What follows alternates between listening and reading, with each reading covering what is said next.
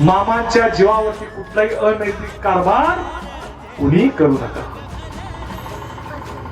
आणि सर्वात महत्वाची गोष्ट, कारभारी तुम्ही पण आहात, मामांची भक्त मंडळी आहात. मामांच्या जन्मकाळाबरोबर जन्मकाळ करा, मामांच्या पुण्यतिथी बरोबर पुण्यतिथी करा, मामांच्या लेंडी पूजन बरोबर लेंडी पूजन करा.